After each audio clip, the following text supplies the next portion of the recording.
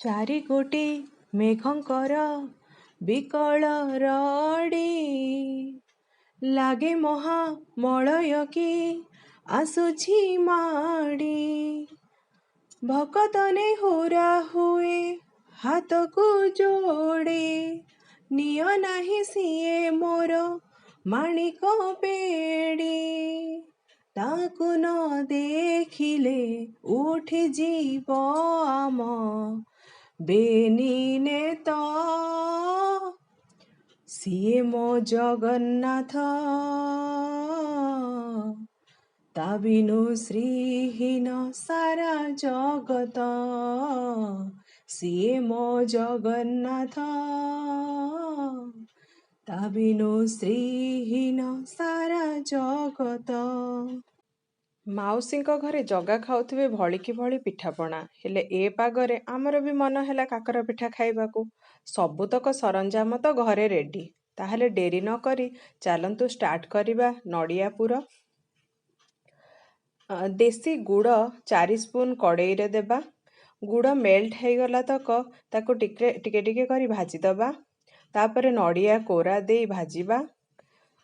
ନଡ଼ିଆ କୋରା ଗୋଳେଇ ହେଇଗଲା ପରେ ସେଥିରେ ଛୋଟ ଇଲାଇଚି 3ଟା, ଅଳ୍ପ କିଛି ଗୋଲମରିଚକୁ ଗୁଣ୍ଡ କରି ପକେଇଦେବା। ନଡ଼ିଆରୁ ପାଣି ମରିଗଲା ପରେ ନଡ଼ିଆର କୋରୁଅ ପ୍ରସ୍ତୁତ ହେଇଯିବ। କଡ଼େଇରେ ନେବା 1 କପ୍ ସୁଜି ସହିତ 2 କପ୍ ପାଣି, ସେଇ ରେସିଓରେ ଫାଷ୍ଟ ପାଣି ଦେବା। ପାଣିରେ ଅଳ୍ପ କିଛି ଲୁଣ ପକେଇବା। ତାପରେ 2 ବଡ଼ ସ୍ପୁନ୍ ଚିନି ପକେଇବା।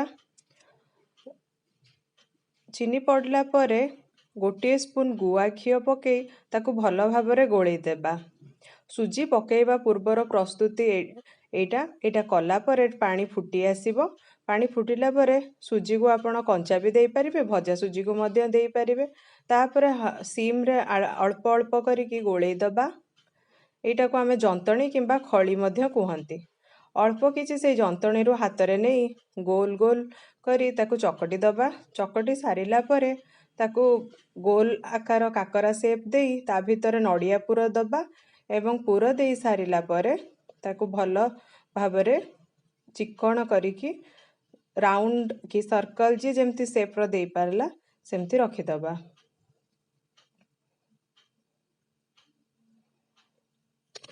ପୁର ଦିଆ ସୁଜି କାକରା ଏବେ ପ୍ରସ୍ତୁତ ହେଇଯାଇଛି। କଡ଼େଇରେ ରିଫାଇନ୍ ତେଲ ଗରମ ହେଇ ଆସିଲାଣି। ଏବେ ମୋର ସୁଜି କାକରା ମଧ୍ୟ ରେଡ଼ି। ତାକୁ ଆଗ ଫୁଲ୍ ଆଞ୍ଚରେ ତେଲ ଗରମ କରିଦେବା। ତାପରେ ମିଡ଼ିୟମ୍ ଫ୍ଲେମ୍ରେ କାକରା ଗୁଡ଼ାକୁ ଛାଣିଦେବା। ଦେଖନ୍ତୁ କାକରା କେତେ ବଢ଼ିଆ ଭାବରେ ଛାଣି ହେଇଗଲା। ରେଡ଼ି ହେଇଗଲା ଆମର ଟେଷ୍ଟି ସୁଜି କାକରା। ଆପଣମାନଙ୍କୁ ଯଦି ମୋ ଭିଡ଼ିଓଟା ଭଲ ଲାଗିଛି ତାହେଲେ ଘରେ ଟ୍ରାଏ କରନ୍ତୁ। କେମିତି ଲାଗିଲା କମେଣ୍ଟ କରିକି ଜଣାଇବେ ଏବଂ ମୋ ଚ୍ୟାନେଲକୁ CB Galaxyକୁ ସମସ୍ତେ ସବସ୍କ୍ରାଇବ୍ କରନ୍ତୁ, ଲାଇକ୍ କରନ୍ତୁ ଏବଂ ସେୟାର କରନ୍ତୁ। Thank you.